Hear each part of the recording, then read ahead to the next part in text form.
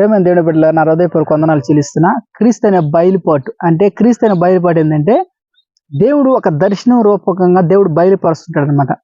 ఎందుకు ఇలాంటి బయలుపరుస్తాడంటే క్రీస్తులో నువ్వు ఎలాగున్నావు అనే నిమిత్తం బయలుపరుస్తాడు. చూడండి, దేవుడు ఇటువంటి బయలుపాటు చూడండి, నేను ఒక బండ మీద కూర్చోన్నాను, ఎత్తైన స్థానంలో బండ మీద కూర్చోన్నాను.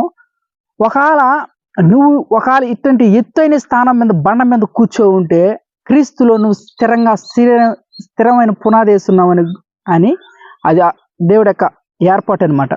ఎందుకు ఇలాగ బండ మీద కూర్చోవటం అంటే, బండ ఎవరై ఉన్నారంటే క్రీస్తు అయి ఉన్నాడు కనుక నువ్వు ఎప్పుడు ఈ బండ మీద కూర్చో ఉంటావో, నువ్వు సేవకుడు కావచ్చు, విశ్వాసు కావచ్చు, బలమైన మినిస్ట్రీ కూడా నడిపించబడుతుంది. ఎప్పుడు నువ్వు ఈ బండ మీద ఉంటావో నీ సేవలో కానీ, నీ పరిచర్లో కానీ, నువ్వు చేసే ప్రతి ప్రార్థన విషయంలో కానీ, ప్రతి ఒక్కదాని విషయంలో దేవుడి యొక్క హస్తం ఉంటుందని మీ యొక్క బయలుపాటు గురించి నేను తెలియజేస్తున్నాను.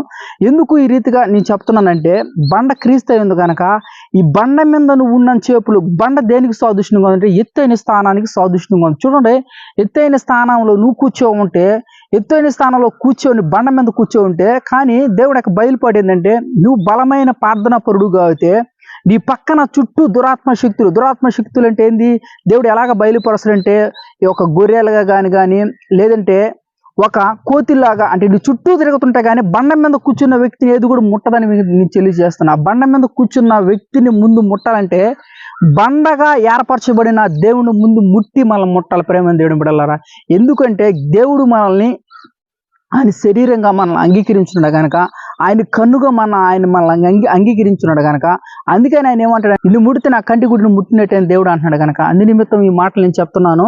చూడండి, ఈ బండ మీద దేనికి సాదృశ్యంగా ఉందంటే బలమైన ప్రార్థనాపరుడు సాదృశ్యంగా ఉంది, బలమైన విశ్వాసం సాదృశ్యంగా, క్రీస్తులు బలమైన పునాది వేసుకొని యేసు ప్రభువులు అన్ని ప్రతి ఒక్క దాంట్లో విజయం పొందుకుంటూ ఆరాధన విషయంలో కానీ, ప్రార్థన విషయంలో కానీ, పరిచయ విషయంలో అన్ని విషయాలు మన ఫోకస్ మన ఆలోచనలన్నీ, మన విశ్వాసం అంతా దేవుడి మీద ఆనుకున్నప్పుడు ఎలాగ బండ మీద కూర్చో ఉన్నట్టు దేవుడి యొక్క బయలుపాటు ఉంటుంది.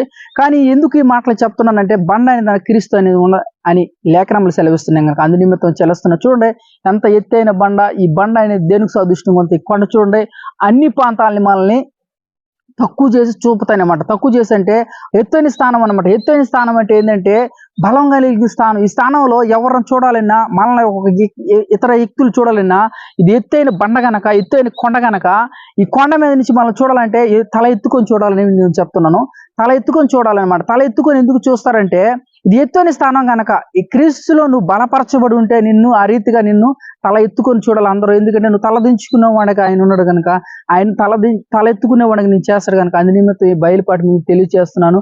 చూడండి, ఈ చుట్టుపక్కల ఇక సర్పాలు కానీ తిరుగుతున్నట్టు కానీ నీకు బయలుపాటు, దేవుడి యొక్క బయలుపరిచినప్పుడు ఎందుకు ఈ సర్పాలు ఏంటంటే, నువ్వు బండ మీద కూర్చోవను, బండ దిగితే నేను అటాక్ చేయాలని చెప్పేసి, నువ్వు బండ దిగితే బండ మీద నుంచి నేను ఏది కూడా అటాక్ చేయదు. నీ పరిచయ నిమిత్తం కానీ, నువ్వు చేసే ఆరాధన నిమిత్తం కానీ ఏది కూడా అడ్డుకోదు. ఎందుకంటే నువ్వు బండ మీద ఉన్నావు కనుక, క్రీస్తులో నువ్వు స్థిరపరచబడి ఉన్నావు, క్రీస్తులో నువ్వు అంటికట్టబడి ఉన్నావు కనుక, అందు నిమిత్తం ఏంటంటే బండ మీద ఉందని చేపులు నీకు ఏ హాని జరగదు. బండని ఎప్పుడు దిగేస్తావో, బండని ఎప్పుడు విడిచిపెడతావో, క్రీస్తు అనే బండని ఎప్పుడు విడిచిపెడతావు అప్పుడే నీకు శ్రమలు వస్తాయి, అప్పుడే నీకు శోధనలు వస్తాయి, అప్పుడే నీకు ఇబ్బందులు వస్తాయి.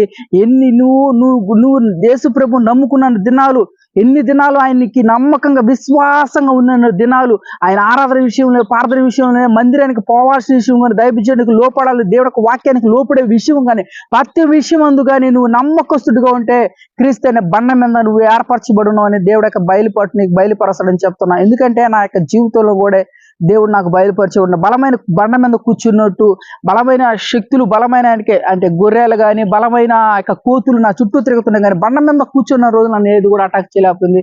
చూడండి, ఎటువంటి దేవుడు బయలుపాటు అంటే ఈ చిన్న వీడియోని నేను ఎందుకు చేస్తానంటే, దేవుడు యొక్క బయలుపాటు నిమిత్తం ఈ వీడియోలు చేస్తున్నా. దేవుడు ఈ రీతిగా మీకు బయలుపరుస్తుంటాడు, కానీ మీకు తెలియదు ఉన్నదంట. బండ అంటే ఏంటంటే అంత బలమైంది కనుక, అది వాక్యం కూడా రాయబడింది కనుక దాని గురించి మీ వీడియోలు చేసి కొంతమందికి తెలియని వాళ్ళకి తెలియపరచాలని యేసుక్రీస్తు నామములో మీకు ఈ వీడియోలు చూసి మీరు దేవుడి ద్వారా బలపరచబడాలని ఆశపడతాం. మేము కూడా దేవుడి ద్వారా బలపరచబడి మీరు కూడా దేవుడి నమ్మకంగా ఎదగాలి. యేసుక్రీస్తు నామములో తెలియజేస్తాం.